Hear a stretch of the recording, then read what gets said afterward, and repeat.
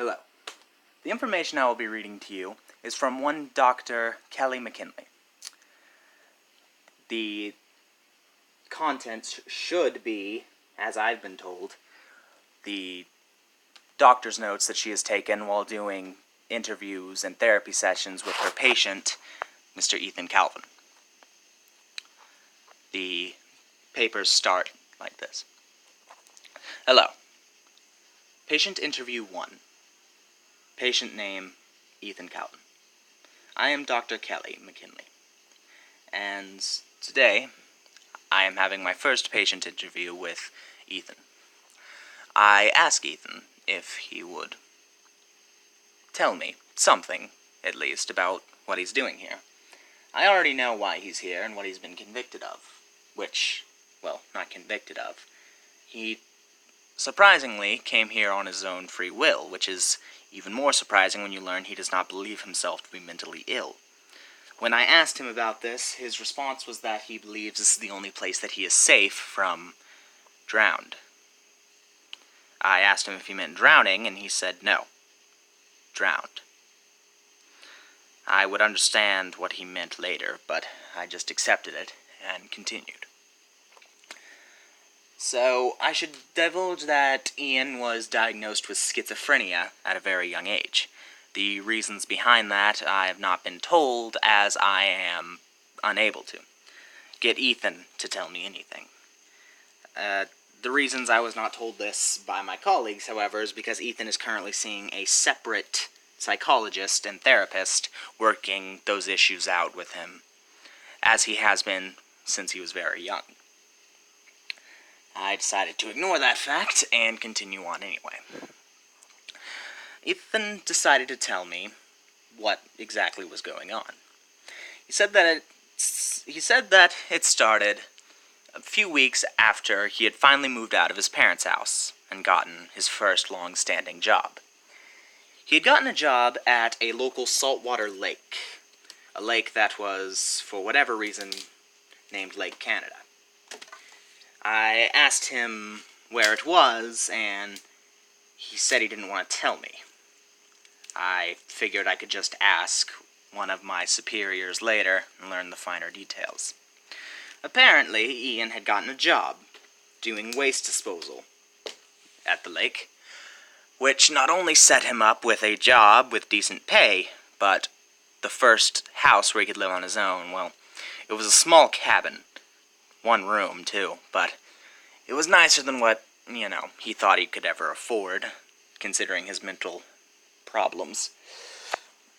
Ethan told me that the first couple of days went by fine, other than the beer cans and bottles left by people after they were done partying in a graffiti. I'm not sure of the proper way to word it. An attack of graffiti? Whatever. Someone graffitied one of the statues near the lake. That was apparently hard to clean up. He felt the need to tell me. However, he said that the real problem started the day that he took his first day off. He said that he was having a nice day, and he decided to go swimming in the lake, as it was pleasantly warm that day. He went out, and he started swimming, just floating near the dock on a rubber tube. He said that it was so relaxing that he wound up falling asleep. He woke up when he had fallen into the water. He went down and he started to swim back up, taking note of the fact that he felt something metallic brush against his leg. I was about to interrupt, saying, "Okay, but I'm sorry to interrupt, but you told me before we started, when I visited you the other day, about something. What was it? That you're afraid of drowning?"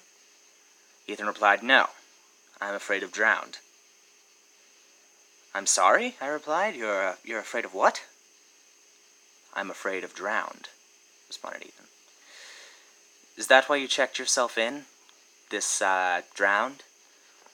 "I checked myself in to get away from her. I feel like this is the only place I'm safe. Can I please get back to my story now?" "Yes," I responded, taking note of the fact that he said story. I feel like he could be lying a little bit, considering that he chose to use the word story instead of telling me of what happened. But, nonetheless, he told me that he swam back and got a hold of his tube, and he was quite a way out in the lake. He said that it took him a while to paddle himself back to shore, but he took a note of about how far back he was, so he could go back later and find out whatever that metallic thing was. He was in charge of waste disposal, after all. That's his job. So, Ethan went to... I'm sorry, this is becoming hard to read. I am saying this now. I believe that Dr. McKinley has made a few mistakes in her report, as sometimes she seems to refer to him as Ian and other times as Ethan. This may just be because the reports are quite old and have been weathered over time.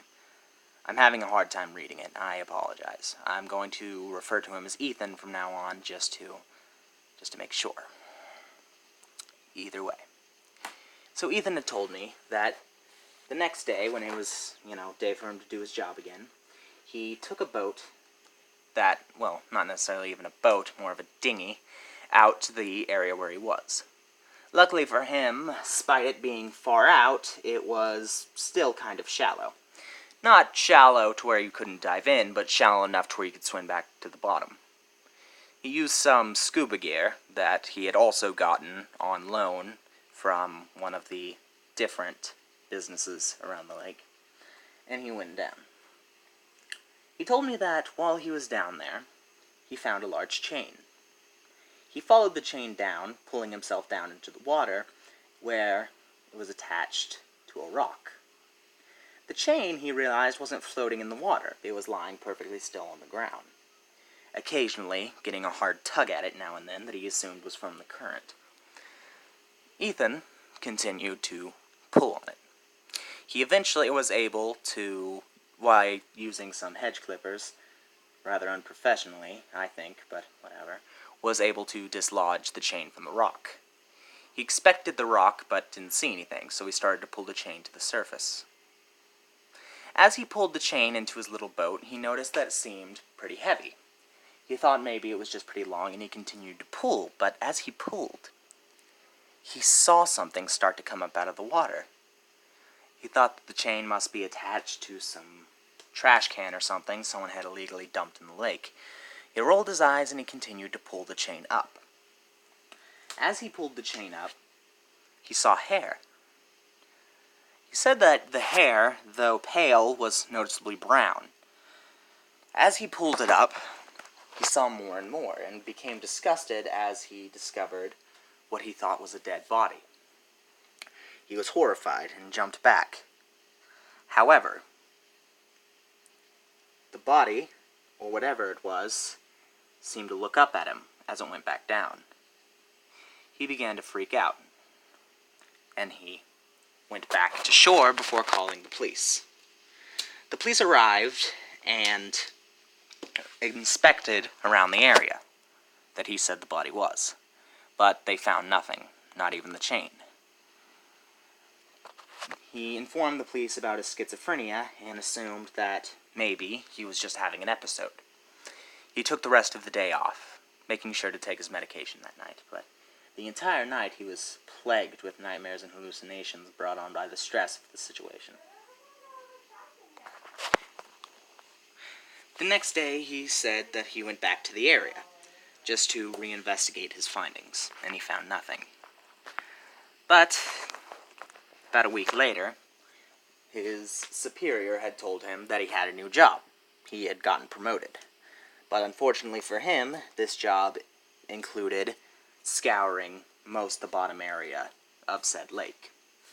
They were very adamant of keeping this lake clean, as apparently some of it was filtered for the town's water supply. I am unsure of how you filter salt water to be part of a water supply, but apparently there's a way of doing it. I guess I've heard of that before. He continues to tell the story of how he then began, on a daily basis, to search certain parts of the lake near the bottom. In some parts it was too deep for him to go all the way to the bottom, however, but he said one time he saw her again. While cleaning up a pile of beer bottles again off the floor of the lake, he looked over and he saw her standing there. Who is her? Who is she, I mean? I asked. Drowned, he responded. Drowned, I said. Yes, Ethan responded. Drowned. Okay, continue. Ethan told me about how he saw her standing there, under the water, a naked woman. I instantly thought that this was just a 20-year-old boy's fantasy, seeing a beautiful naked woman under the lake. I asked him about this, and he said this woman was anything but beautiful. He says he's not making this up either. This woman was nothing he had ever imagined before. He then divulged me that apparently he had learned that when a person drowns and their body stays underwater, apparently their body does not atrophy. Instead it bloats. The skin breaks and they still rot, but at a slower rate, especially in a saltwater lake. He talked about how her skin was a cold gray with only the faintest hint of blue and purple. She was nothing like alive. Her hair flowed through the water. It seemed to be stiff and breaking in areas. He told me how parts of her face looked like they had been gnawed off by fish, and her teeth, what teeth were left, were rotting out of her skull. He said even though it looked like she was staring right at him, her eyes were blind, falling to the sides, floating aimlessly, occasionally a bubble coming out from one of them or the other. He told me that she very casually cocked her head before starting to swim over to him. He panicked and started to swim away as fast as he could. But the woman continued to follow him, following him and following him. He got out of the water and he ran back to the cabin. Again he called the police, but again they found nothing in the area, he said. He became convinced that there was something down there, someone. He repetitively told the police, but they weren't listening anymore. Even his superiors began to not believe him. And before long, his job was on the line, saying that if he did not shut up about this drowned woman, that he was going to be fired. That was when he saw a doctor about upping his medication. As this was obvious that it was a schizophrenic hallucination, the doctor and him talked about it, and he would be picking up a higher prescription in his next prescription. But even though he did this, he was convinced himself that the woman was not fake, not a figment of his imagination. He would go back, even going as far as to steal company property to explore the bottoms of the lake, but he continued to find nothing, only signs of her here and there, till a day came where he saw her one more time. Well, once more, rather. He said that he saw her swimming away from him, and he swam over to grab her. He grabbed her leg, and he said that it was like nothing he felt before. The skin fell off without any tension at all. It stuck to his hand. He tried desperately to get it off, but it wouldn't come off, and the woman turned around. He looked up from his hands, trying to get the skin off, and he was staring directly at her face, her mouth agape, wide open. She stared at him, without staring at him. Her eyes moved in separate directions, and she reached up slowly and put a hand on his shoulder. Again, he did his best not to panic before pushing her away and frantically swimming back to shore. He thought the skin on his hand would be plenty of enough proof that he wouldn't be fired, but when he went to his superiors about it yet again, they did fire him. He begged and pleaded for his job, and eventually they decided to give him one more chance. He decided not to search for the woman anymore, which he successfully did for about a month, until the day came where one night he felt dripping on his face. Oh, he thought, it must be raining. He moved from his bed and went to go outside, but to see if he could patch his roof. He apparently wasn't much of a carpenter, or else he would have known that it would have been very hard to do that in the rain. This man seems to not be the best worker, despite what he says. Make a mental note of that.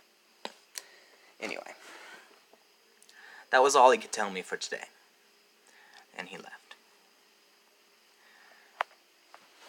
Patient interview number 2. Ethan is very unhappy with me for the fact that I had his medication checked, and they put him on something new, which he says has been causing him to have nightmares about this drowned woman. I apologized and said that, professionally, that's what I was supposed to do. He brushed it aside, and we went back to our session. I asked him to continue the story he was telling me last time, and he said he would. He asked me where he was, and I told him he was telling me of the time when he felt the dripping on his head and it wasn't raining. He said that he went back inside and went to go grab a soda from his fridge. As he did, he heard wet footsteps running out the door before his door slammed shut. He told me he nearly jumped a foot in the air in surprise, obviously figuratively, not literally. And he said that when he turned the light on, there was a series of wet footprints that led from his bed, literally on his bed, starting on his pillow, down to the foot of the bed, and then out the door. Okay, I thought. It was then Ethan told me that Ethan began to panic. He thought, what was that? Who was that? Someone was in his house and he didn't even know it. He reported this to the police and they investigated. The police apparently becoming tiresome of his constant calling of them, but that's what any reasonable person would do in these scenarios. He told me that's what separates real life from a horror movie. In a horror movie, things seem to only go to the plot. A character keeps quiet, character has perfect mental health, that sort of thing. But in real life, things are always much different. Things never go perfectly. Things don't make sense. Things don't add up. Things mess up. Things get messed up, and everything doesn't happen perfectly and seamlessly. I noted this as I believe it's interesting just to give you a small look into the mind of this man. I think that's a very interesting philosophy to have, whereas most people prefer to compare life to movies or other media. Ethan was very adamant, telling me about how it was nothing like media. But Ethan's story continued. He told me about how... Oh, what? Sorry, the pages seem to be a little misordered here. Hold on. I have it. Anyway, Ethan's story continued. He told me about how the police, though noting the wet footsteps, said that they could simply be his, as when they came, they were absolutely soaked. It was raining outside. Ethan noted to them that No, no, it wasn't raining. And how would the footsteps have gotten on my bed? But when they looked, the footsteps on the bed had already dried, and there were only a few on the floor. They told Ethan to get his medication checked, and they left. Ethan, now getting very distraught and desperate, decided to take things a bit further. He continued to tell me about how the next day he tried to forget about it and went back to his normal daily routine. But the entire time he was working, cleaning up the beaches and all that, even in the groups of people who were talking and having fun, out of the corner of his eye he'd keep seeing a woman, a naked woman. And as he'd go to call her off, or call her out, he'd turn and she wouldn't be there. This began to weigh heavily on him, but he didn't want to tell anyone anymore as he was scared of being put back in a mental hospital. Inevitably, that's of course what happened, or else I wouldn't be telling you this right now. He continues to talk and continues to say how the woman, though he only caught glimpses of her before, would continue to flash in his mind all the time. Every time he'd close his eyes, he'd see her. Every time he would sleep, he would have her in his nightmares, although he didn't know what was immediately scary about them other than her. The nightmares would always go the same way. He would see that bloated, rotting corpse floating in the water next to him. She would try to get close to him and he would run away. But when he'd start to run away, she'd stop.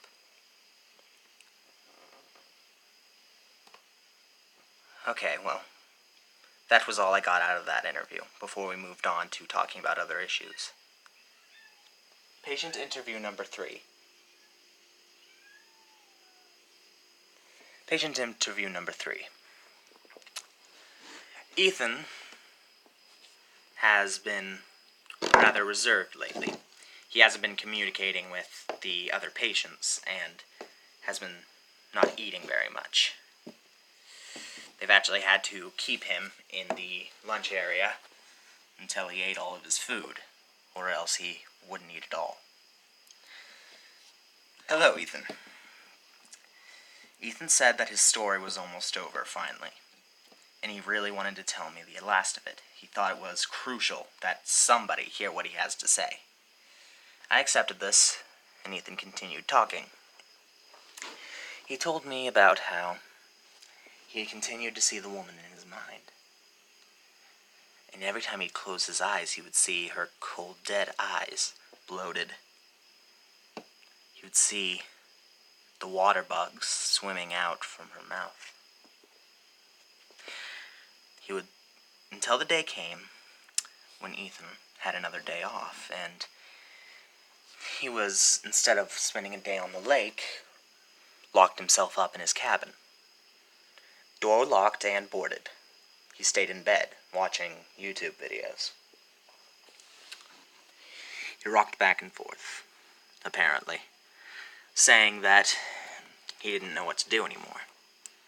He hadn't seen the woman directly, yet he had. He had seen her out of the corner of his eye. He had seen her, but he had no proof. He had no way of proving she was real, and he didn't know what to do anymore. He knew she was real. She wasn't just some hallucination. She was real. She was real to Ethan. This made me start to get worried. Many of the more famous mentally ill people from around the world seem to have talked the same way. But Ethan remained convinced. Until the event happened that caused him to check himself into our little hospital. Ethan told me that night he had fallen asleep. But as the sun rose, he woke up, knowing that the sun was rising, as he could obviously still see it rising. He watched the sun rise from outside his window, when all of a sudden, he smelled something horrible. The the most disgusting smell he had ever smelled in his life. It smelled like rotten fish and stagnant water mixed with roadkill and all other types of disgusting things that I'm not entirely sure I want to divulge here, and things that I'm not entirely sure how Ethan knew what they would even smell like. I asked him about this concern, and he told me that when you smell them, you know what they smell like. It all starts to make sense, he said. "All right," I said, somewhat worried. "All right," responded Ethan. He said that he turned around to see what was ever causing the disgusting smell, and he was again horrified. What he saw was the woman he is now called drowned. He saw a woman standing there, bloated, barely able to stand, trying to hold herself up. It was the same woman, her dead eyes looking in whatever direction. He noted how even though she was standing right in front of him on dry land, she still seemed like she was in water. Her hair floated, angelically actually, through the air, like it had no weight at all, and parts of her body seemed to float up and down, rather than her simply falling limp, as you'd expect a corpse to do. She seemed to be held up by her own buoyancy, even though she was on dry land, in the middle of his cabin. He said that she walked over to him with a floaty motion.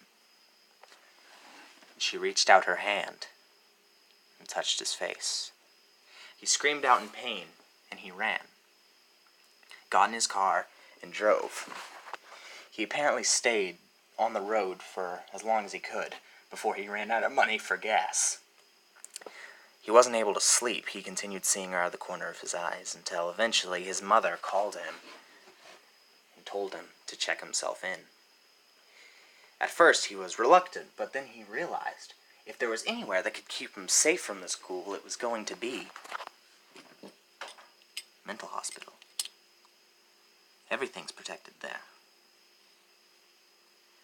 He was worried, however, as ever since that incident, he had had a large gash on his cheek. However, it didn't appear to be cut nor burnt. It was almost as if the skin itself just fell off without any strain. Eventually, after panhandling to get gas, he did check himself into this very mental hospital. We spent the rest of the time talking about dreams and what they can symbolize and what many of these hallucinations might symbolize, but Ethan remained adamant that he was not hallucinating. This was real. I rolled my eyes, realizing it was going to take me a long time to get to him, we agreed to disagree for the moment, and our session ended. Hello, this is Dr. Kelly McKinley. I am making an important update on the case of my patient, Ethan Calton.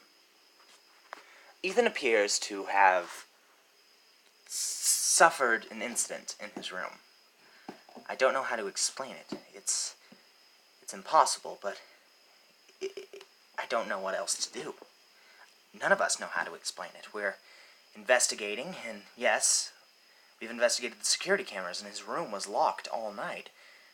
Sadly, we don't have cameras in the rooms themselves, as that violates a few laws of personal space and security. But his door remained shut the entire night. No one went in or out, and the door to his bathroom was locked, as they all are. Ethan had access to nothing but his bed and the bars in front of his window. However, when we arrived the next morning, Ethan was in the corner. Well, we woke up early that morning. Well, I didn't. The night staff did. They woke to the sound of Ethan screaming. They ran and unlocked his door, and they found Ethan trembling in the corner. When they walked over and put a hand on his shoulder, he was absolutely soaked. He turned around and he said, "Drowned. Drowned. I've seen the drowned. I've seen the drowned. She drowned. She drowned." All day, that's all we've been able to have him say, is that she is drowned. She is drowned. She is drowned.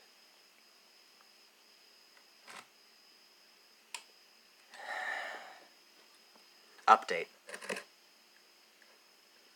Ethan has said one more phrase of words instead of "she has drowned."